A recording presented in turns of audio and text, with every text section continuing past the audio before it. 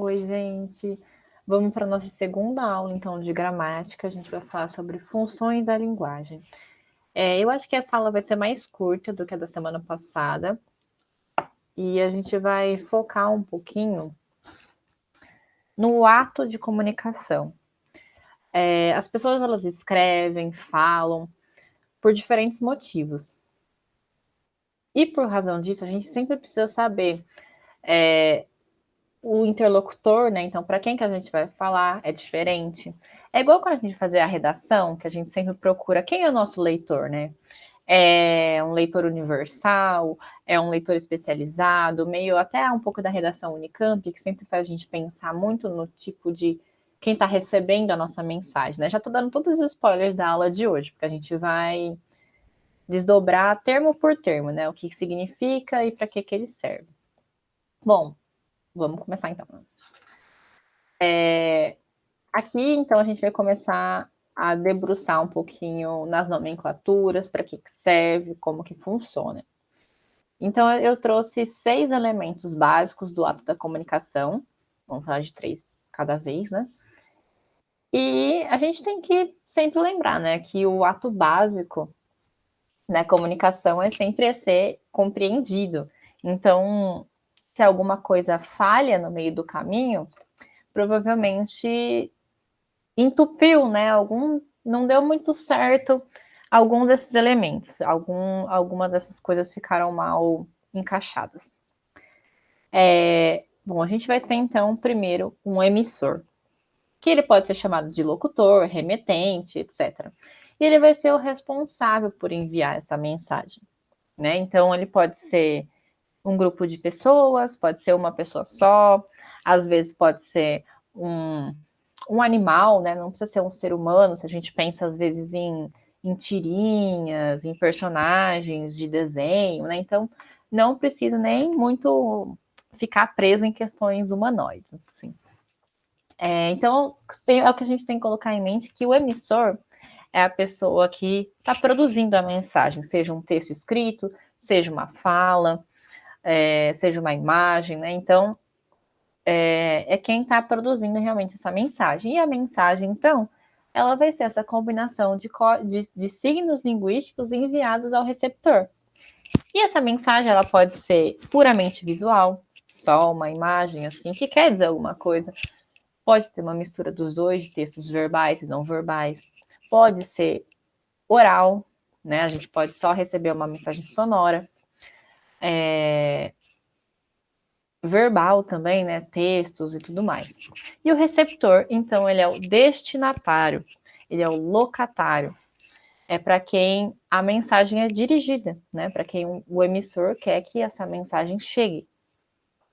E igual o emissor pode ser uma pessoa só, várias pessoas.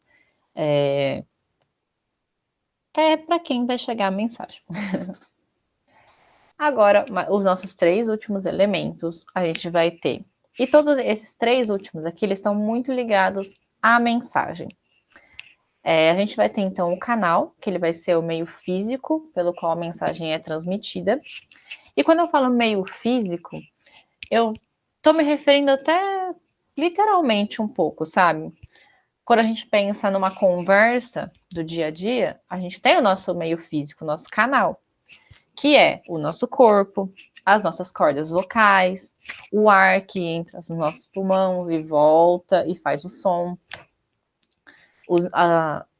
as nossas orelhas que escutam, que recebem a mensagem, ou os nossos olhos. Tudo isso, né? Toda essa corporação física pode ser considerada um canal. Da mesma forma que um livro é um canal. Então, é todo o porte físico que vai carregar, assim, digamos assim, a mensagem, né? E para a mensagem ser enviada, ela tem que ter um código. Esse código, abrangentemente, né, de um modo muito geral, ele é a linguagem, é a língua, especificamente, né? Aqui, no nosso caso, comumente é o português. Mas, de um modo um pouco mais específico, o código ele é um conjunto de signos e regras utilizados para elaborar a mensagem. Mas, assim, de modo bem básico, bem simples, é a língua. E por último, a gente vai ter o contexto. O contexto, ele é o assunto da mensagem, né? É o que está por trás. Então, é a situação que você quer contar, um objeto. Ele é realmente do que a mensagem está falando. E como eu falei, né? Como a gente tem.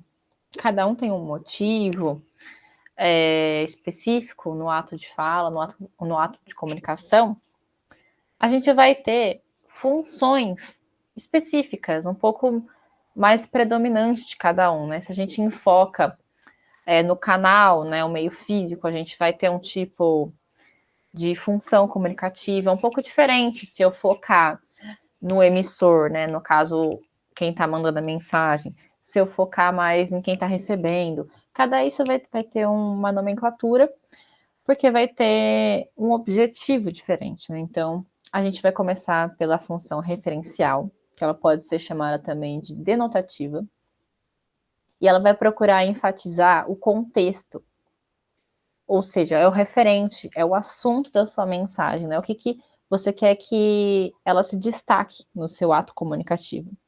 Então, aqui, né, como ela enfatiza o contexto, o assunto, o objetivo da função referencial vai ser transmitir uma informação sobre alguma coisa.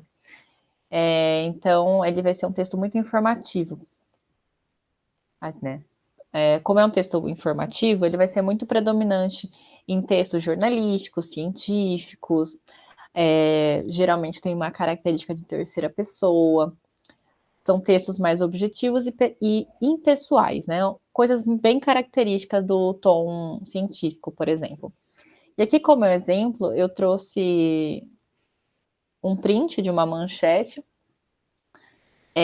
para vocês verem como o objetivo é a informação. Né? Aqui a gente tem, ó, vacinação para pessoas de 20 a 22 anos tem longas filas em São Paulo. Né? Até agora é o maior grupo a ser imunizado na capital, com cerca de 400 mil pessoas. O que a gente tem aqui nessa informação? Exatamente o contexto. Né? Tá informando para a gente que a vacinação para pessoas de 60 e 62 anos tem longas filas em São Paulo. Logo, embaixo está explicando o porquê, né? Porque tem cerca de 400 mil pessoas, isso é muitas pessoas, né? Espero que tenha ficado claro, né? O referencial, o objetivo é o contexto, né? É passar informação. Já na função conativa, ou apelativa, como ela também pode ser conhecida, ela tem o objetivo de convencer o destinatário, ou seja, persuadir. Ela quer que você faça alguma coisa, que você compre determinada coisa, que você aceite determinada coisa, que você seja convencido por ela. Então, por isso, ela vai enfatizar o receptor, né, que é quem vai receber a mensagem, que é o nosso locatário, ou destinatário também. Ela vai predominar bastante em textos publicitários, em discursos, né? Que sempre discursos, principalmente quando a gente pensa em discurso político, quer te convencer de alguma coisa, né? Orações também, né? Que é convencer nossa, calma, gente, o que é isso? As divindades, tudo mais. Então, vai ter uma característica muito de uso de vocativo e verbos no imperativo. Eu trouxe aqui uma propaganda de conscientização sobre a dengue.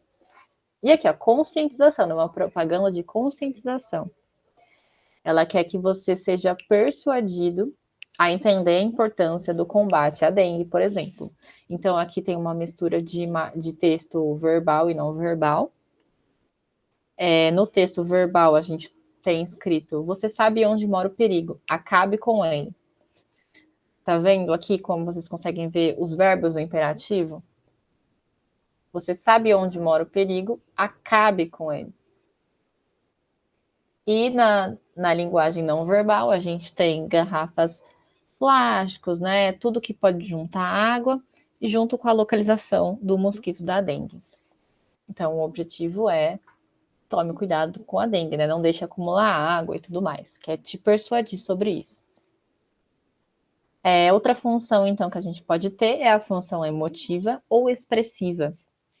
E ela vai ter como objetivo expressar sentimentos, emoções. Então, tem uma característica muito subjetiva no texto, diferente do referencial, que era mais informativa e tudo mais. E que chegava a ser um discurso impessoal e tudo mais. Na função emotiva, ela vai enfatizar o emissor, que é quem está enviando a mensagem. Então, a gente vai ter muito uso de primeira pessoa, de interjeições, de exclamações, de reticência. É muito comum em crônicas, em relatos, em narrativas e tudo mais. Aqui nessa imagem, a gente tem uma vitrola, e dentro dessa vitrola, a gente tem um bonequinho, e essa imagem está aludindo o quê? A vitrola, você vai lá, puxa, roda a manivela e sai música. No caso aqui é um bonequinho, que ele mesmo está dentro da vitrola, e o som que vai sair são coisas dele. Né? Então, exatamente essa coisa do eu, tipo, muito uma expressão do sentimento e pensando sempre no emissor, né? Que é quem está enviando essa mensagem. O emissor quer que você perceba, né? Entenda como ele está se sentindo. Bom, além disso, a gente vai ter a nossa função fática, que ela é simplesmente para manter, prolongar ou encerrar o ato comunicativo. É aquela famosa situação quando a gente está sentado no ponto de ônibus, e aí para alguém assim, fica aquele silêncio, aí de repente o outro para e fala: tá quente hoje, hein? Aí você para e fica: é mesmo, acho que vai chover. E fica nisso, né? Ou a gente atende o celular e é costume, né, para atender o celular, telefone, qualquer coisa assim, a gente já fala alô, que é para iniciar o ato comunicativo. Bom, né, ele, por isso, como ele enfatiza o ato comunicativo, Opa, perdão, gente, que enfatiza o ato comunicativo, ele vai enfatizar o canal comunicativo, ou seja, é o meio pelo qual se transmite a mensagem. Então, é para se manter mesmo. Vai ter uma predominância, então, em início de diálogos, como eu falei, alô, nas saudações também, e encerramentos e despedidas. O famoso tchau, até logo, e tudo mais. Aqui nessa tirinha do Garfield, a gente tem essa situação que eu já descrevi, que é quando você tá lá, assim, no ônibus, né? Ou às vezes naquele momento desconfortável no elevador, que entra a pessoa, aí vocês não sabem se puxa um assunto, se não puxa. Essa é o que a gente chama de função fática. É só meio que a palavra pela palavra, né? É só para puxar um assunto. Nada além disso. A gente vai ter, então, a nossa penúltima função, que é a metalinguística, que é quando a gente vai enfatizar o código. É o código da linguagem na comunicação. E o objetivo é falar do código através do código. Quando a gente pensa sempre em dicionários, que está lá descrevendo a língua, quer dizer, as gramáticas que estão lá descrevendo a língua, os dicionários que estão descrevendo a palavra. Quando a gente vê um filme, né, que o assunto do filme é um diretor fazendo um filme, né, e aí começa a ficar meio que uma coisa dentro da outra. Então, né, a gente vai ter esse predomínio dessa função metalinguística em verbetes, que é as palavrinhas, né, explicando o que é, os dicionários, as gramáticas, linguagens artísticas, como eu descrevi o filme, mas a gente pode ter também a poesia falando sobre o fazer poético, a pintura, igual esse quadro que eu trouxe do Van Gogh, que é basicamente uma pintura com ele pintando um quadro, né? Então, o código da arte foi usado para falar sobre o fazer da arte, né? E por último, na nossa última função, a gente tem a função poética, que ela vai enfatizar a mensagem, ou seja, o como dizer. E o objetivo é chamar a atenção para a mensagem com uma preocupação com a forma.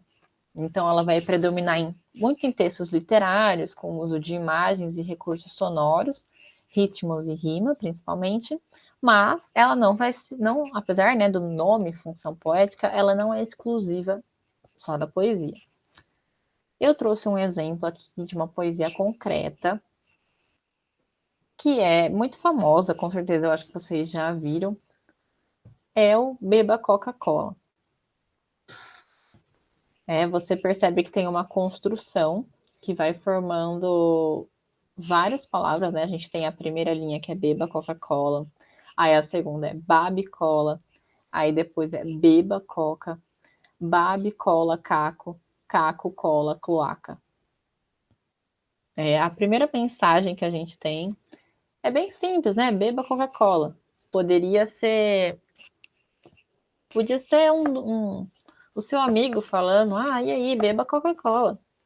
Mas você percebe que tem um trabalho com essa mensagem, né? Que não é simplesmente beba Coca-Cola.